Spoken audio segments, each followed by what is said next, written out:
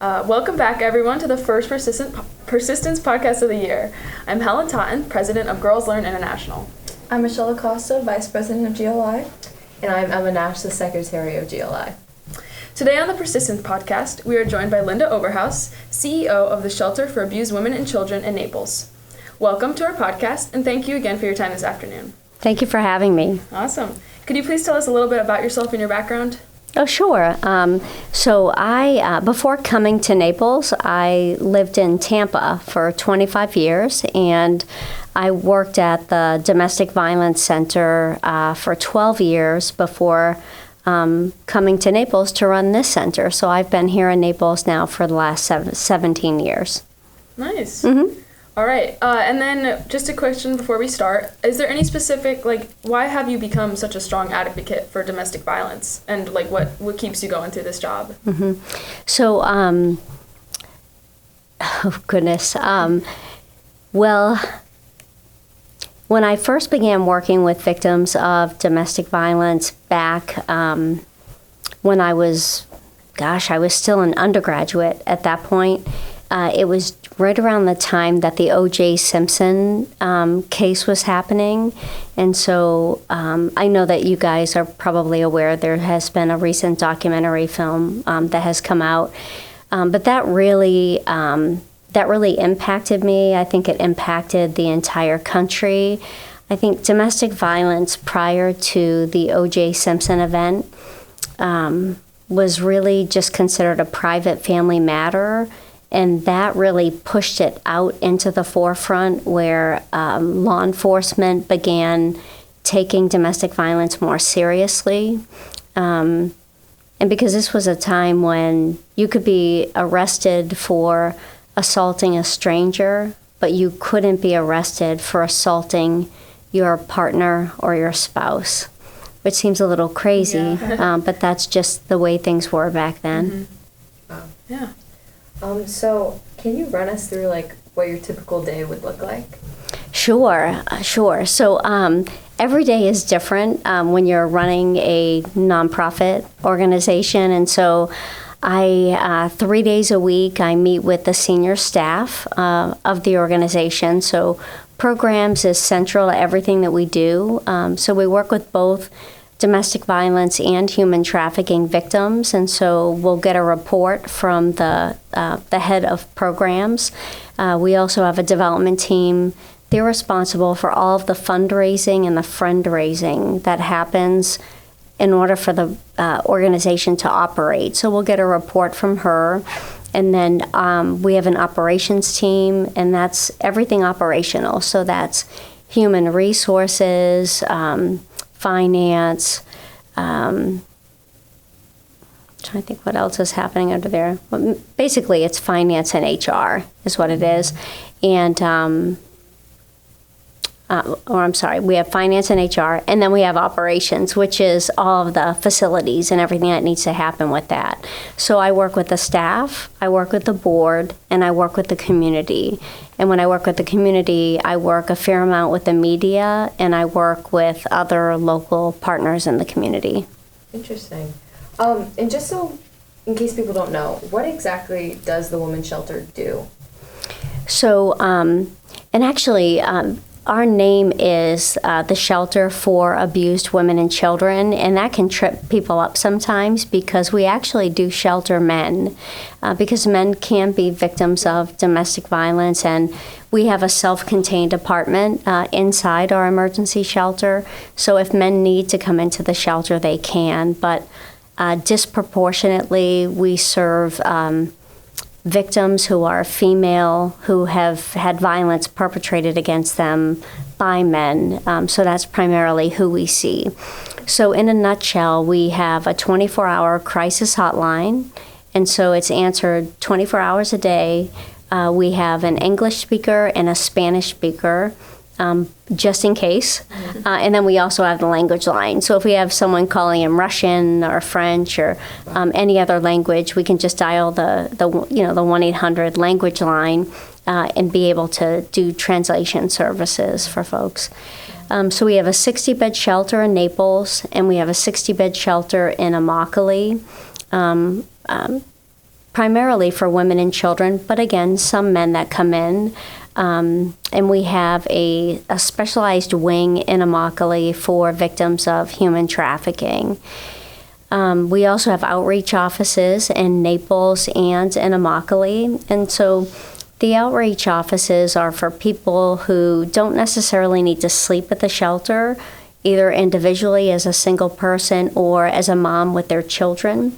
And so the outreach offices, they might just need counseling, clinical counseling, therapeutic services, safety planning, and so those are the folks that would come to outreach.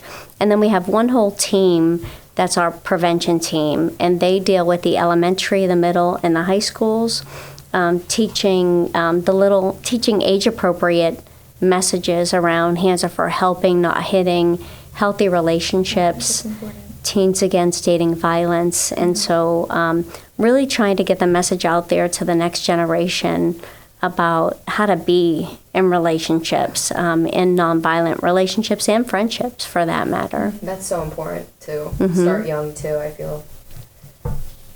You were talking about the shelter. What is, like, you said there were 60 beds. Is this like they're next to each other or they're rooms? And our advisor was telling us about, like, there's shelters or areas for the kids to go to school while the mothers go through counseling. Can you just explain what that's like?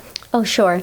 So we have 120 beds total. 60 of those are in Naples, 60 in Immokalee. And so we try to put, individual families will be in rooms, but occasionally if we get a lot of families coming in at the same time, we'll have more than one family in a room.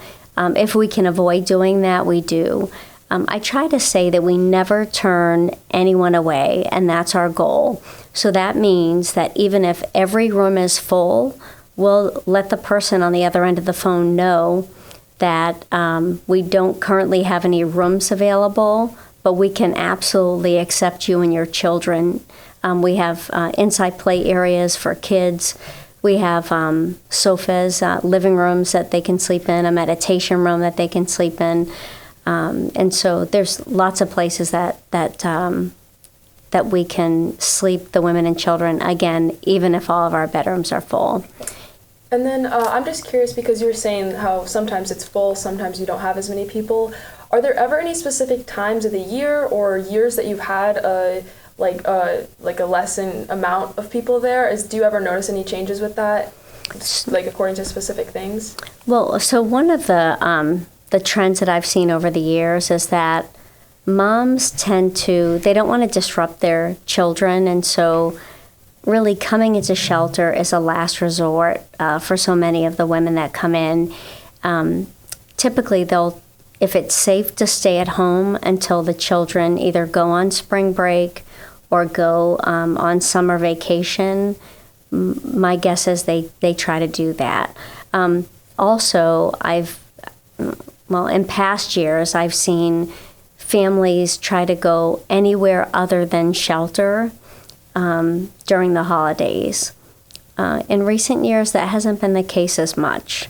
And so we could have a full house even during the holidays. But I got to tell you, the shelter is it's a really beautiful place. It's a peaceful place. It's not what you would imagine as either a domestic violence center or a homeless shelter. A lot of people, they have these stereotypes of what they think shelters look like and what they feel like for people, but it's a very serene place where you're going to hear the children playing and laughing, and we have a very dedicated staff who are just committed to the women and children and helping them to make positive memories during what might be one of the most difficult times in their lives. Yeah, it sounds like a safe haven. Mm-hmm. Is there a way, like a system, to get these women and families back into society safely? So every family that comes into the shelter, they're assigned an advocate, a domestic violence advocate, who will work with them hand in hand. And so one way to break that down would be that we try to help them restore anything that has been taken away as a result of the violence. And I'll give you some examples. And so one is that every family living in our shelter, they're all situationally homeless as a result of the domestic violence that has happened in the home. And so they all need housing. So we assist them with that. Some may have had their children taken away. In some cases, DCF workers are scared for the children, and they'll remove the children and put them in foster care. So we'll try to help that mom restore those children with the mom, and that can be a long process. Sometimes they have lost their transportation, or they have been harassed or stalked at work, and they have unfortunately lost their jobs as a result, and so we'll help to restore that. So again, anything that has been taken away as a result of the violence, we try to help them to restore those things, assuming they want to restore them. Right. I'll ask, what are some traits about yourself that you feel contribute to your passion for this job? Oh gosh, I would say, well, the shelter, we're a feminist-based organization, and feminists would know what that means, but not everybody would know what that means. It doesn't mean that we think that women are better than men, but although there are some people who would interpret it that way, but that's not true. We just believe that women are equal to men, and so we want men to stand with us as equal partners. We've created programs for men to work hand in hand with us in trying to prevent and end domestic violence in our community. Yeah, that's a issue we deal with. There's like a stigma around our club, Girls International, that men or women are better than men, but it's that we're equal. Mm-hmm. And we're just trying to like share that, not women. Like, of course, women are amazing, but women are not better than men. Mm-hmm. Mm-hmm. Mm-hmm. Yeah. What are some scenarios that may cause someone to access your services? So law enforcement would be one. That's a big way that somebody would access, like the shelter, for example. Our local hospitals, if they show up at, the local emergency rooms as a result of the violence that has happened.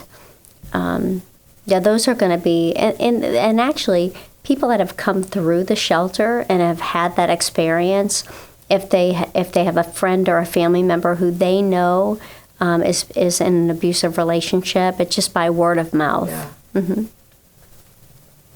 What role does a supportive community play in the shelter's work, like volunteer work?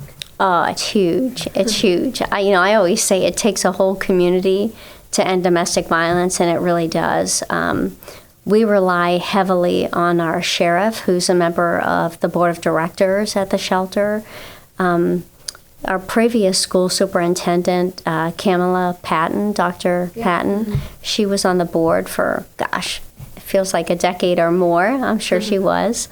The previous mayor of the city of Naples, Mayor Bill Barnett, served as the chair of the board of directors for some time. Right now we have the head of the emergency services for Naples Community Hospital serving on the board of directors. And so anywhere that victims might surface, we need to be able to have a direct connect to those individuals. So like law enforcement and hospitals and schools, these are primarily where victims, either adults or children, are showing up.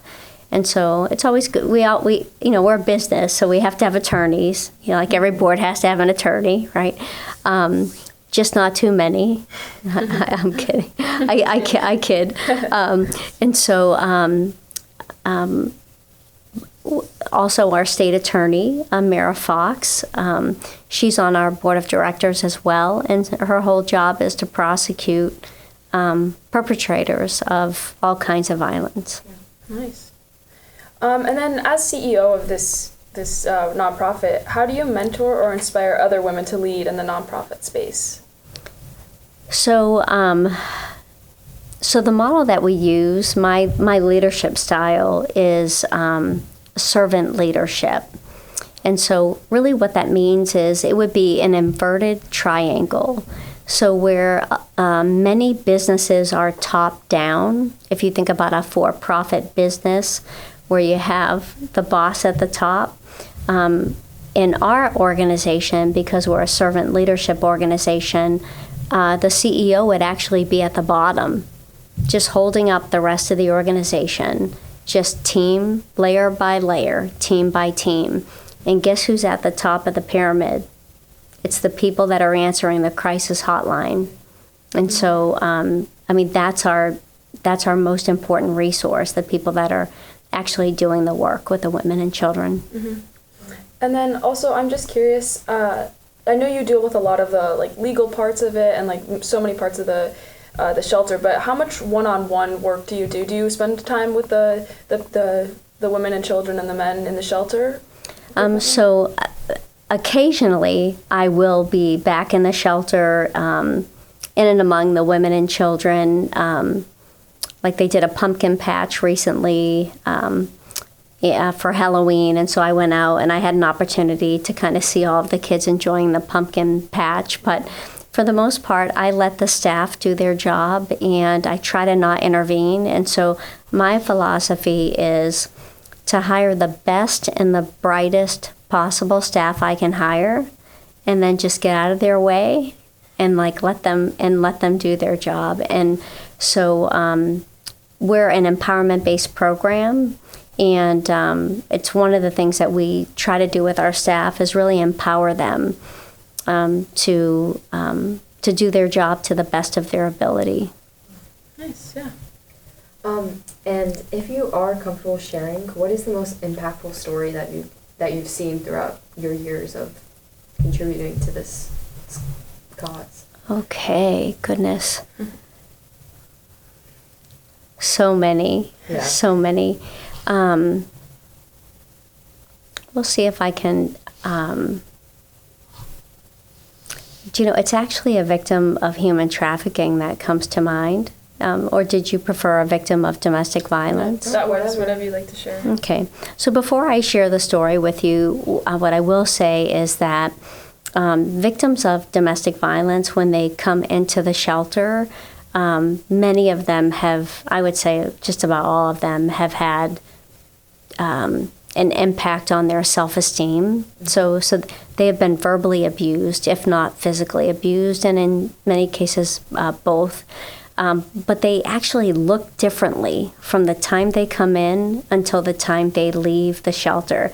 It's incredible. It's like a transformation happens. And so victims of domestic violence, generally speaking, when they're in a relationship where somebody is telling them things about themselves, somebody that they love is saying, you're never going to have anyone else, nobody will ever want you, you're not pretty, you're stupid, you're fat.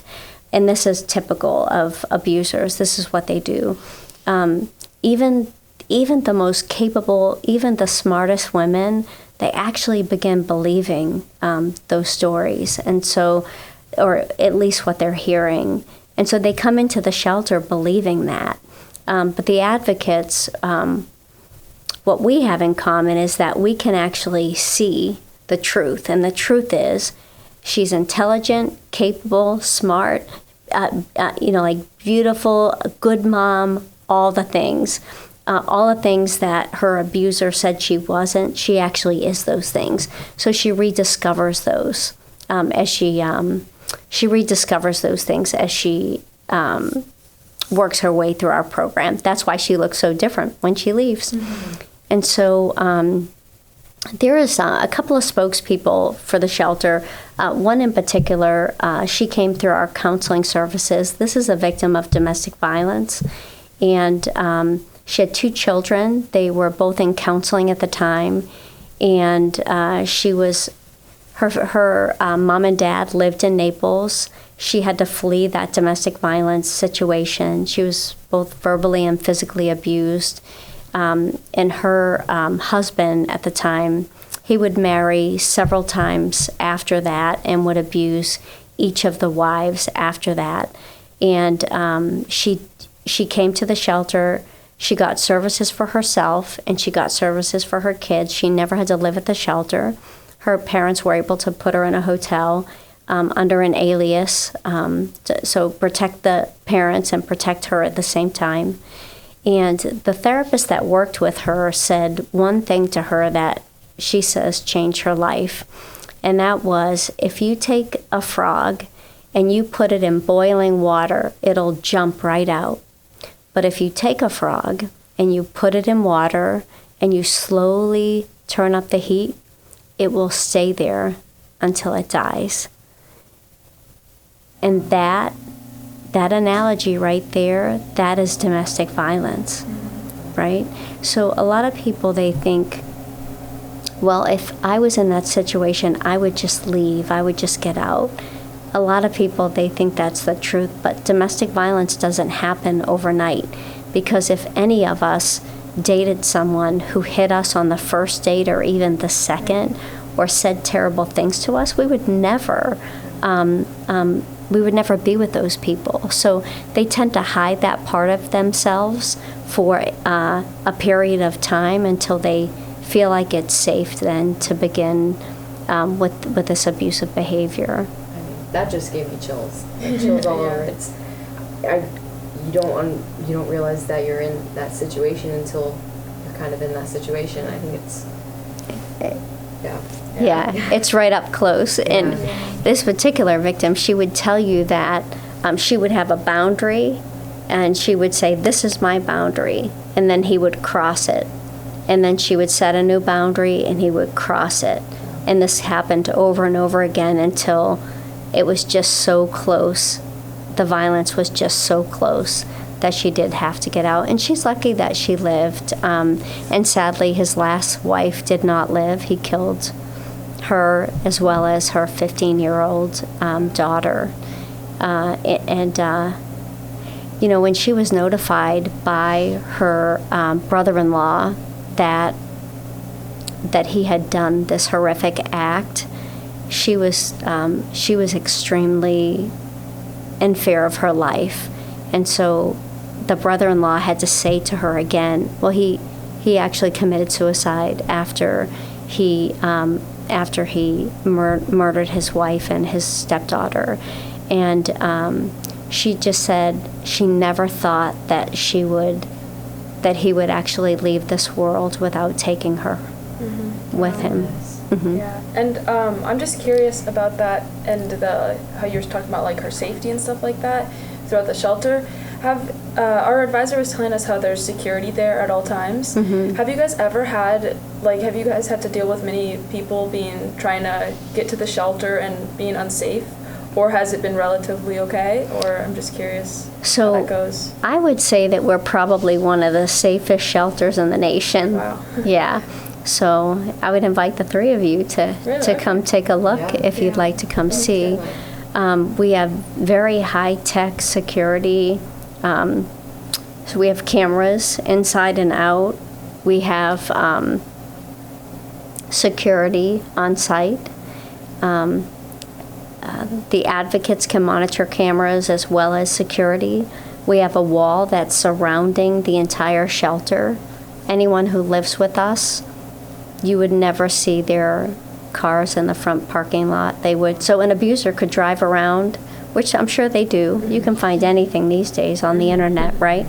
But they will never see their victim's car parked. So there's actually a special place where they park. That's really nice to hear. That's nice that it's so locked up, and especially because there are children there, and you never know what can happen, but that's really nice to hear. Yeah. Yes. It's actually a felony to trespass on domestic violence property. There are signs posted all around the wall, all the way around the entire property. So anyone who does scale the wall or try to come onto the property, they can be charged with a felony. Yeah. Where do you find the most support or empowerment in your career? In what way? Like, what makes your career kind of not, like, how can I word this differently? Like, is there anything that makes you keep going with your job every day? Because I'm sure it can get hard, or it's overwhelming to run such a big thing. But what keeps you going throughout this? What's a motivator? Like the biggest you'd say? The women and children, by far, they're amazing. And so, like I said, that old starfish. Like if you just save one, there's like the old poem. Yeah. So it's really just about creating a safe haven for women and children to be. I mean, I've even had a victim send me an email saying, I never had to use your shelter, but I always knew it was there. And just knowing it was there gave me hope and allowed me to get through. I get up every day, and I get up, and it's all about the women and children. Yeah.